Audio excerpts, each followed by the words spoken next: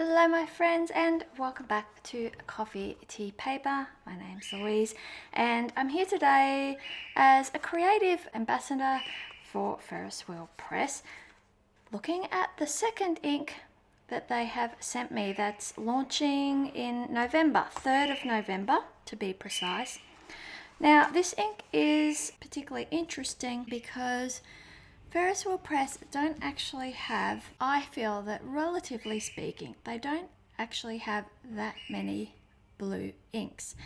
And this blue ink is meant to be a celebration of all the crystal blue legacy inks that have been released in the past. They are Down the Rabbit Hole Tears of Sapphire, Jelly Bean Blue, Bathurst Blue Denim, Bluegrass Velvet, Blue Yosemite Falls, Blue Cotton Candy, and the limited edition Timeless Blue that came out in 2020, and of course the calligraphy ink that they released last month called Celestial Soiree. So a lot of those inks are meant to be referenced in the packaging of this particular one. Now I can't actually, this is meant to be a snow globe type effect looking into a carousel.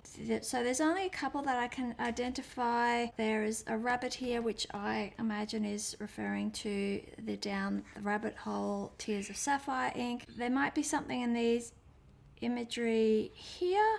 They're just so tiny, I can't see it. I mean, that looks like a bridge. I don't really know. Let me know what you think. I'll try and do a close-up of the packaging, get a photo of it and zoom in so that we can have a good look at that. But of course, now we're going to do some swatching. So my other video that I released, which is the companion ink for this month from Ferris Wheel Press, is Sugar and Spite. Go and check that video out because it's a bit of a mystery surrounding that one, and I certainly would like a second opinion, shall we say. Now, just before we get started with this, let's just revisit this one, which is the calligraphy ink that was released last month called Celestial Soiree, a blue ink with a silvery blue shimmer. And this ink is described as navy with a blue shimmer. This will be added to their everyday ink collection.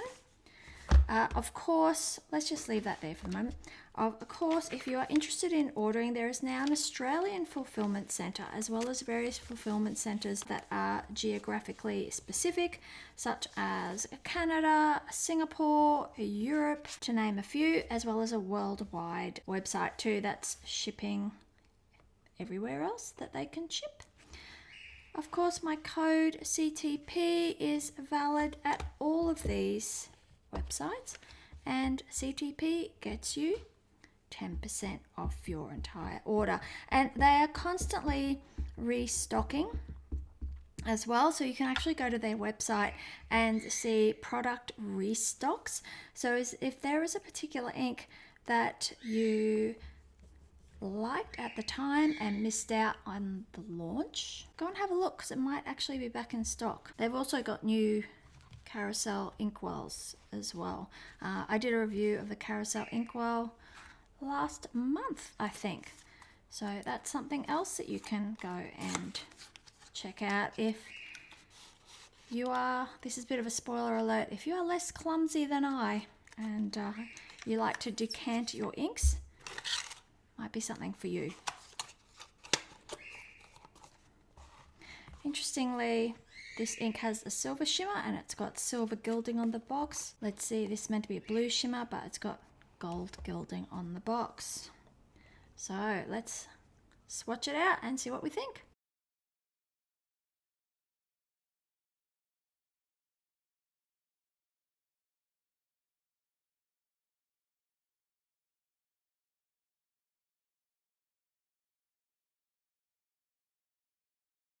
One of the first things that came to my mind while I was swatching this out is it's quite a dry ink, and I can even tell that just with my paintbrush. It even is drying here with quite a matte finish. Be interesting to see. I might just give it another little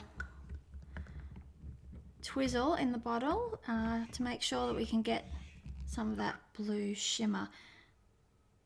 I can see it sitting there on the bottom already. Just using my normal calligraphy dip pen, just a cheapy plastic holder with a G nib.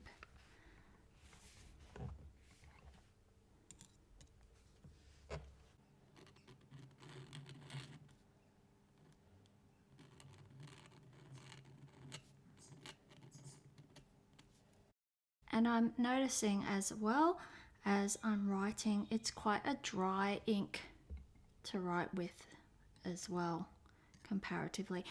I don't know why that is. I suspect it's something to do with the pigments that are used. If anybody has some insight into that, I would be very interesting to know why some inks go down drier than others. Now this is Crystal Blue Legacy.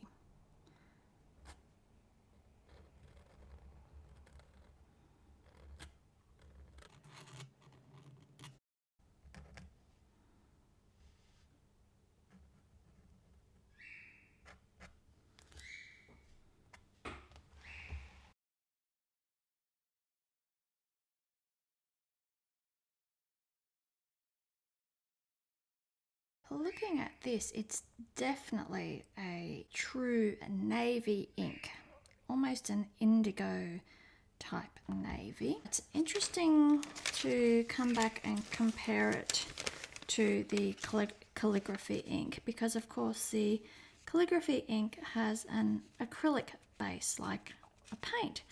So it's got a bit more of a sheen on it, whereas this one's quite matte. Even if we compare it to yesterday's ink sample of Sugar and Spite, it still has a much more matte finish. I think what's going to be interesting is if we, just smudge our hand all over the paper, perhaps not, is let's put a little swatch of each of these inks. This is the calligraphy ink and this is the fountain pen ink. Of course, with a shimmer, always use a medium broad 1.1, something that allows a lot of ink flow to avoid any shimmery clogging. In the meantime, let's just do a little sample of each of them side by side for comparative purposes. I'm going to give it a bit of a twizzle again to distribute that shimmer. It's very subtle. It's a very subtle shimmer. Look at this black shading around the edge. Possibly quite a serviceable ink. Like you could use it in a professional setting and I think get away with it.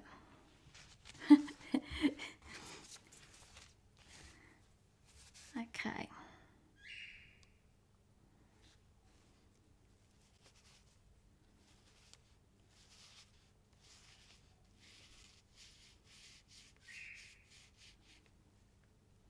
Oh, sorry, these calligraphy inks are meant to be gently agitated, not vigorously shaken like I just did.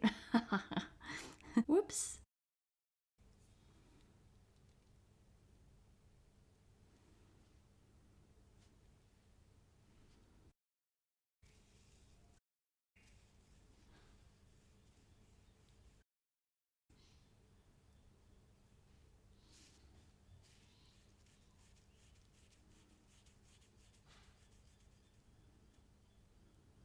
Oh, uh-oh.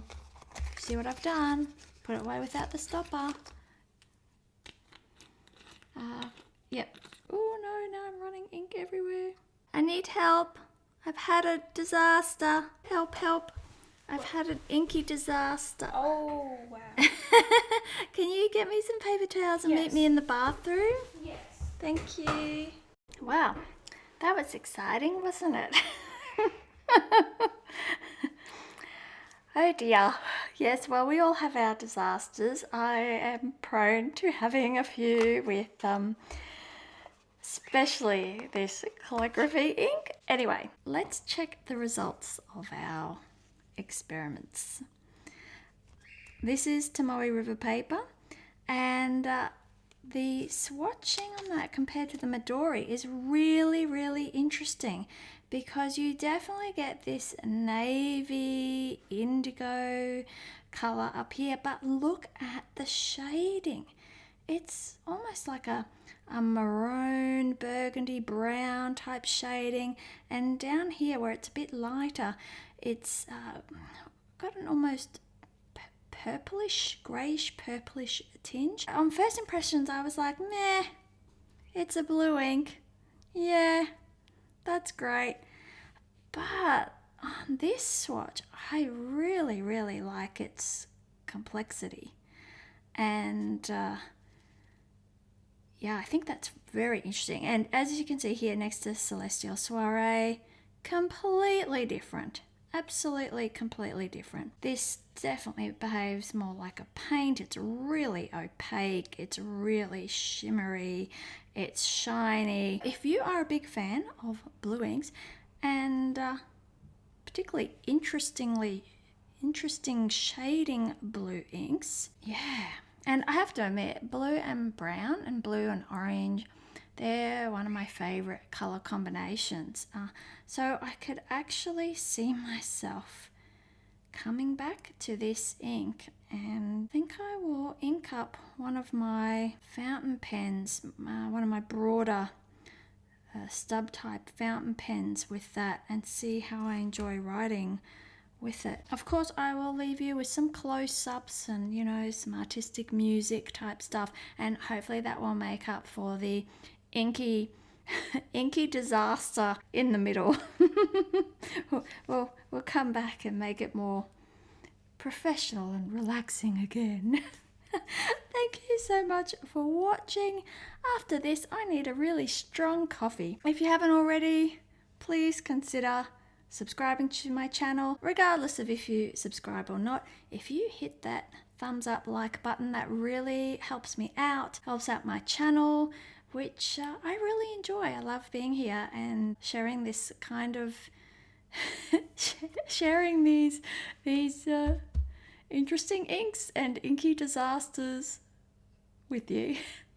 Bye for now.